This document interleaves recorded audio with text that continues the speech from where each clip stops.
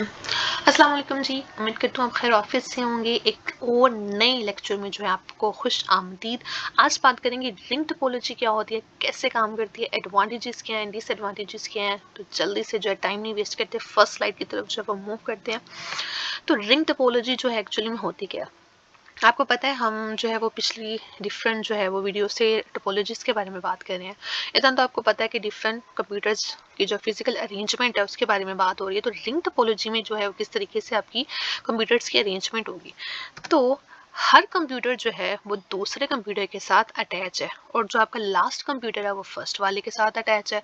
तो इसका मतलब ये है, ये तो एक सर्कल बन गया ना, कि फर्स्ट कंप्यूटर यानी जो फर्स्ट पॉइंट था वो लास्ट वाले पॉइंट के साथ कनेक्ट है, और लास्ट वाला फर्स्ट वाले के साथ जो है वो कनेक्ट है।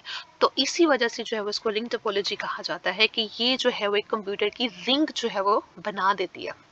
कैसे बनाती है जी? ऐसे बनाती है कि हर कंप्यूटर जो है वो दूसरे कंप्यूटर के साथ कनेक्टेड है डायरेक्ट, किसी का भी जो है वो किसी और कंप्यूटर के साथ लिंक नहीं है।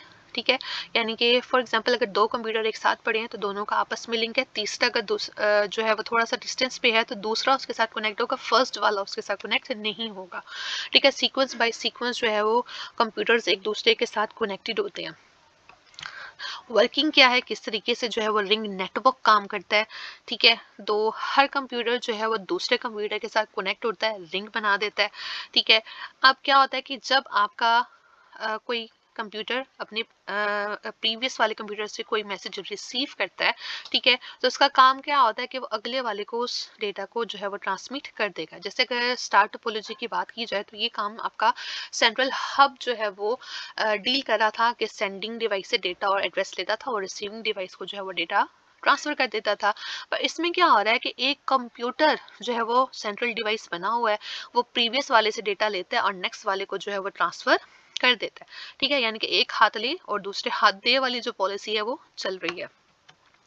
मैसेज जो है आपका पास होता है रिंग की सूरत में। ठीक है, जब वो अपनी करेक्ट डेस्टिनेशन तक पहुंच जाता है तो वहां पर वो अपने डेटा को जो है वो डिलीवर कर देता है। यानी कि जब डेटा ट्रेवल हो रहा है तो साथ साथ जो है वो कंप्यूटर का एड्रेस भी जो है वो डिलीवर होता है। जिस कंप्यूटर के साथ मैच करेगा वो कंप्यूटर उस डेटा को जो है वो रख लेगा। अब ऐसा भी तो हो सकता है ना कि मल्टीपल कंप्यूटर्स एक साथ जो है वो डेटा भेज दें, तो उसमें कोलिजन भी हो सकती है। या हो सकता है कि दोनों कंप्यूटर एक ही कंप्यूटर को जो है वो डेटा भेजना चाहते हो, तो किसका पहले पहुंचेगा, तो यहाँ पे भी कोलिजन हो सकती है। तो उससे जो है प्रिवेंशन के लिए आप टोकन को जो है वो इस्तेमाल करते हो। इसके लिए कोड वर्ड भी है कि टोकन रिंग भी कहा जाता है। टोकन रिंग बेसिकली क्या होता है कि एक वक्त में एक ही टोकन जो है वो अवेलेबल होता है। ठीक है, जिसके पास वो टोकन होगा वो ही कंप्यूटर जो है वो आगे नेटवर्क के अंदर कोई भी काम कोई भी डेटा या इंफॉर्मेशन ट्रांसमिट जो है वो कर सकता है। अदरवाइज जिसके पास टोकन नहीं है वो नहीं कर सकता।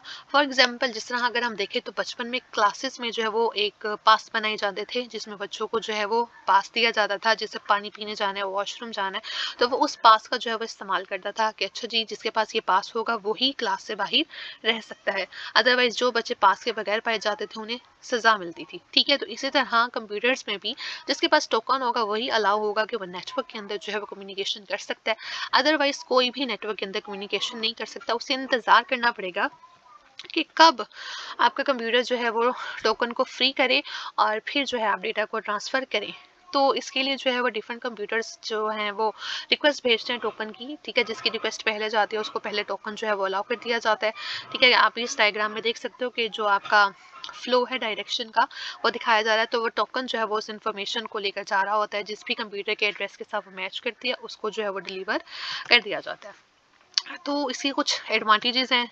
लेस एक्सपेंसिव है स्टार टोपोलॉजी से कंपेयर किया जाए, क्योंकि वही सेंट्रल हब जो है वो इस्तेमाल नहीं हो रहा।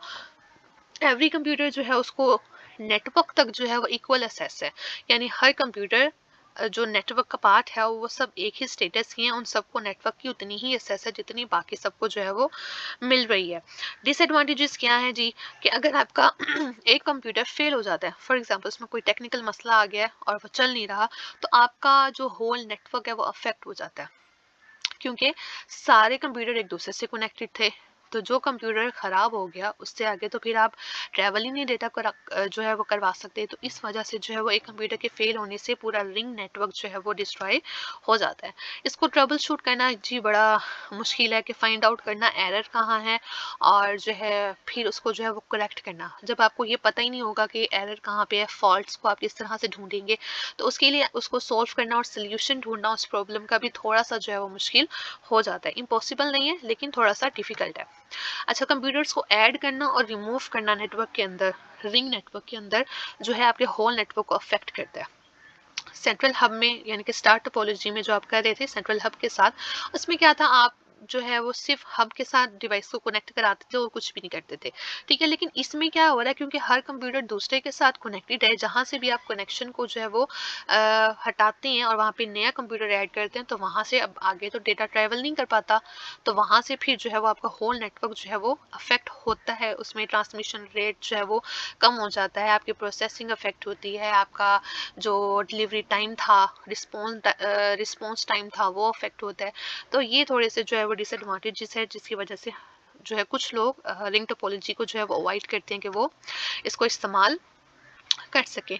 अब जिस तरह के अगर एक नया कंप्यूटर जो है आपने ऐड किया तो उसने नेटवर्क को डाउन कर दिया। ठीक है, यानी कि एक कंप्यूटर जो अपनी कंप्यूटर किसी और कंप्यूटर के साथ जो कम्युनिकेशन करना चाह रहा था, ठीक है, जिस तरह के ऊपर वाला अप पे जो कंप्यूटर है वो डाउन वाले के साथ बात करना चाहता है, कम्युनिकेशन करना चाहता है, डेटा भेजना चाहता है। अब क्योंकि राइट साइड पे एक नया कंप्यूटर ऐड हो रहा है तो वो कैसे करेगा?